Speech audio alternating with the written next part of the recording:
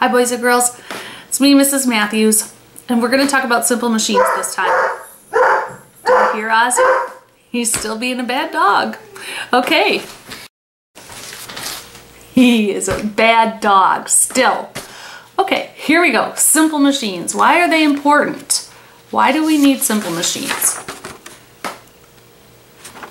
Simple machines are important because they make our work easier. They allow us to push or pull an object across a greater distance. Simple machines make our work easier. They allow us to push or pull objects across increased distances. That means that because of simple machines, we're able to push or move things further than we normally would without them. Okay? So our first simple machine is a wheel and an axle.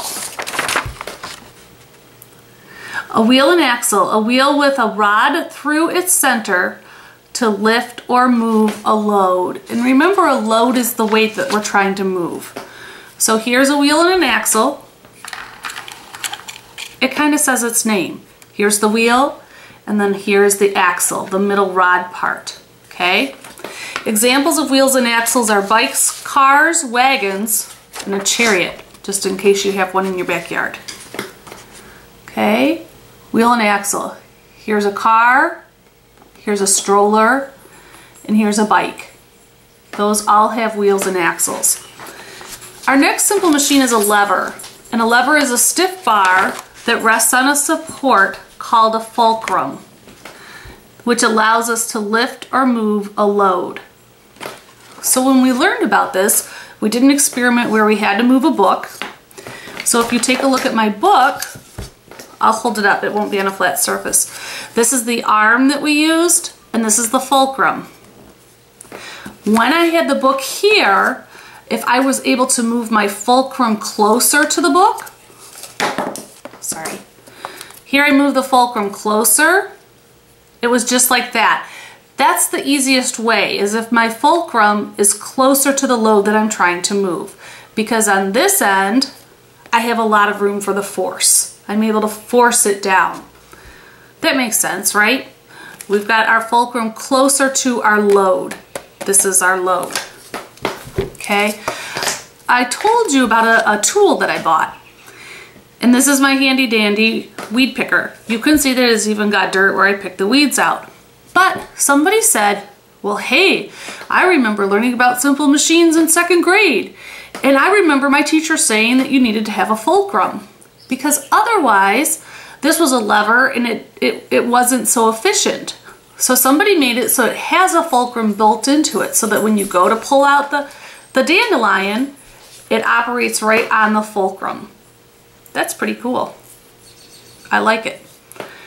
Okay, here's another way that we can remember about simple machines. If we talk about simple machines, like I said, you need an arm and you need a fulcrum. So that if this is my simple machine right here, it's a lever.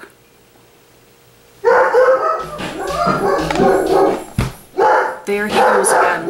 Ah! Oh, he is a bad, bad boy. Anyway, what I was saying was that in order to have a lever, you need an arm and you need a fulcrum. Okay? Then once we have that, we want to figure out what our load is. What are we going to move? So in this case, dun dun dun dun dun dun dun dun dun dun dun dun dun dun dun dun dun. This is our load. Okay, Darth Vader is going to be our load. Luke, I am your father. So here he goes. Our load is right here. We're going to put Darth Vader right here. Okay, and then here's Luke. Hello, I'm Jedi Knight Luke Skywalker. Well, what do they always say to Luke Skywalker? Luke, may the Force be with you. So what's going to happen is, if Luke has the Force, he's going to move the load. Darth Vader is the load. So here comes Luke. He's coming up here to save the day. And ready? He is the Force. Ready? May the Force be with you. Here it goes. He's got the Force. He's pushing down.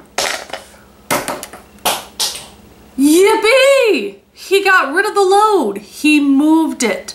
The load was Darth Vader. Pretty cool, huh? So if we think about the force being with us, we know that the force is a push or a pull that can move the load. Some examples of levers are teeter-totters, can openers, and the end of a hammer. All right, we did a lot of work with pulleys. We made s'mores where we pulleyed them up to the top of our play structure. We made zip lines in our classroom. Those all use pulleys. A pulley is a grooved wheel with a rope that will raise and lower a load. These are examples of pulleys. Here you can see has a grooved wheel with a rope. Helps us move, lift or move a load.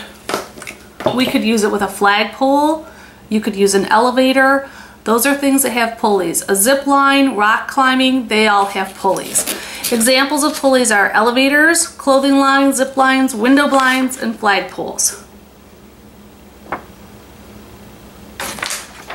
Awesome. This next one is kind of easy and we don't really think anything about it, but we use it a lot. It's called an inclined plane. And an inclined plane means that it goes from a lower level to a higher level. When we use a ladder, when we use stairs, when we use escalators, it goes from a lower level to a higher level. So an inclined plane is a slanted surface that connects a lower level to a higher level. Examples of an inclined plane are a ladder, a slide, or a ramp. It's just a fancy scientific word for saying a ramp. Goes up at an angle, an inclined plane.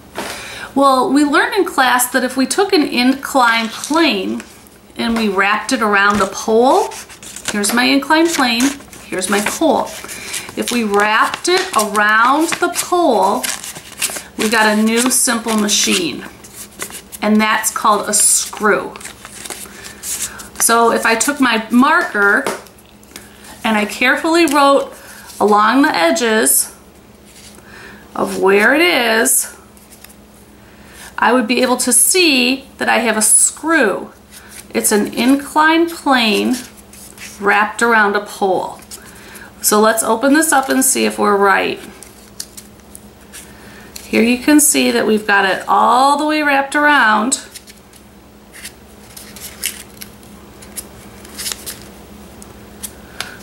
Here it is. You can see it's wrapped around. And then if we unwind that, I have my inclined plane wrapped around a pole, which is a screw. Okay? This is another example of a screw. A light bulb is an example of a screw. The lid to a bottle or the bottle itself, examples of screws. So a screw is an inclined plane wrapped around a pole which holds things together or lifts materials.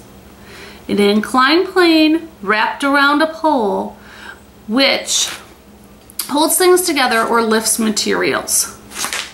Examples of a screw are a jar lid, a corkscrew, a hardware screw, or you can see here's an example of a light bulb as well. Here's a little screw. You can see it's an inclined plane wrapped around a pole. All right, we didn't do a lot of work with wedges. They're pointy, they're sharp. I really didn't think that we should be making pointy, sharp things in our science class. So a wedge has one slanting side that ends in a sharp edge and it's used to move things apart or cut things. It has one slanting side and that ends in a sharp edge. It's used to move things apart or cut things. When we think of the wedge, this is going to be hard to see. This little push pin, that's a wedge. The pointy end of that. A needle, an axe, the knife, those are also wedges. Examples of a wedge are a push pin, a nail, and an axe. Okay, so like I said, it was good and easy. We know a lot about simple machines. There's 6 of them. You should know which each one is. what the definition is. You should be able to tell me simple machines that you see in your house. You've done that already. You come up to me and say, oh, Mrs. Matthews, I saw this simple machine, or I saw this simple machine. You should be able to talk about our experiments that we've done. And if you have any questions, you can come see me. I hope you have a great day. I have to go get Ozzy. Bye.